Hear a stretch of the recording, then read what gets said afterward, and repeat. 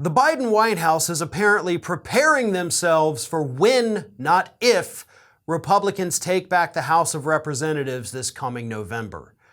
And according to a lengthy new piece in the New York Times, they're doing this by lawyering up because they're expecting Republicans, again, when they take back the House, not if, to launch investigation after investigation on every possible thing you could imagine. Hunter Biden's laptop, Dr. Fauci, mask mandates, the withdrawal from Afghanistan, the baby formula shortage. Am I missing anything else that Republicans have said they want to investigate him for? Because I'm pretty sure I am, but that's just a handful of things off the top of my head that Republicans have said in the last few months they will be investigating when they take back over the House. Let me read this from the New York Times here. President Biden's legal team is laying the groundwork to defend against an expected onslaught of oversight investigations by congressional Republicans should they take one or both chambers in the midterms, including preparing for the possibility of impeachment as payback for the 2 impeachments of President Donald Trump. As part of those preparations, Mr. Biden and his White House counsel, Dana Remus, have hired Richard Sauber, a longtime white-collar defense lawyer who is now the top lawyer for the Department of Veterans Affairs, to oversee responses to subpoenas and other oversight efforts. So they've lawyered up. They're ready for this. They're saying, we know they're going to do this. We know they're taking back the House. So we're just preparing so we can be ready for all of these investigations.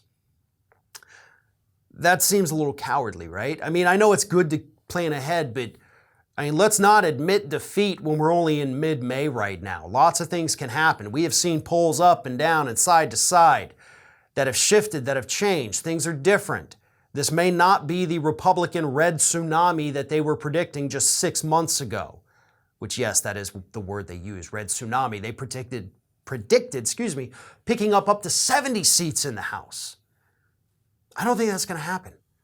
Are they probably going to win back the House? Absolutely. But this move by the White House is kind of like already admitting defeat, and that's not going to help morale across the country. Biden, the ability to win these midterms is literally in your hands.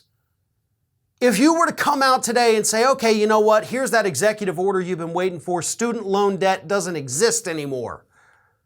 You're going to get those 18 to 30-year-olds showing up because they've already said they're probably not going to show up if you don't deliver for them in the midterms. So deliver for them. Like that's 100% on you. But instead, you're out there like, okay, we're going to launch these BS investigations, which, yes, I believe these investigations are total BS. And it's stupid, but Republicans have said they're going to do it, so we do have to understand that's what the next 2 years will be. There will be no forward progress anywhere in this country whatsoever. And that's the biggest problem. But it may not be a problem for the Democrats, because Republicans themselves have actually admitted that if we spend the next 2 years just doing nothing but investigating Biden, and then, of course, having absolutely nothing to show for it, we're going to get creamed in the 2024 presidential elections. So, what do Democrats want to do?